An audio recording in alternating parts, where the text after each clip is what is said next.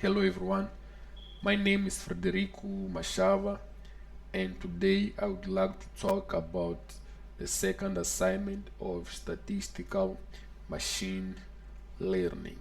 So in this assignment we have two principal exercises.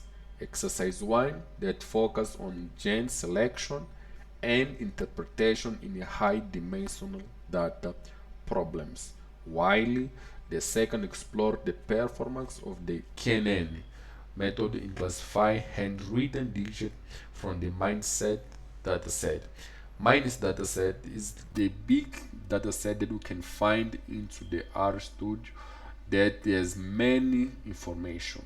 So we can see that between these two exercises has some interconnected. So I would like to talk more about the exercise 1. So in exercise 1 we can see from the dimension using function that we call dim that the number of predict variables, we're talking about gens, is big than the number of observations.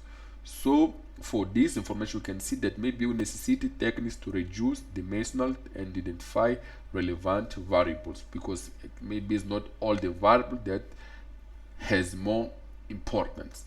So from input, we can see that the input is real numbers, while the reimposed variable is binary to indicate the presence or absence of cast that we can call 0 or 1. Okay, and we can see from the graphic that we plot that for the distribution of y revelate a responsible balance between class 0 and class 1. That means maybe has like the same number of population. So to select the most important variables, we use the function that we call Kruskal-Waltz test. From this function, we can find some non-variables. So I will not say the name of all variables for the time, and the name is not very easy. But with x4, x2, yeah, things like this. So from this information, we can make a correlation to see the relation between the variables. So we can see that some of these variables has strong correlation, while other is not big correlation. And from to understand more, we can see the dimensionality reduction, the reduction of the largest to smallest engine values of the correlation matrix was 1703. That indicated the few principal components explain most of the variables. So it's not all variables can explain our y, but some of them can explain very well. And we build some trees, and we use CP0, CP005, and CP01. From CP0 is over complex, prone to overfit. This is obvious. While when you use CP005 and 01 is simpler, more generalizable, and interpretable. So this means that the root node variable consistently aligned with Kruskal-Waltz test result. So we'll not take many time here because we don't have many time. But for simpler mode CP01 achieve greater stability and generalization. While when we are talking like model 1NN had high performance but were prone to overfit, because these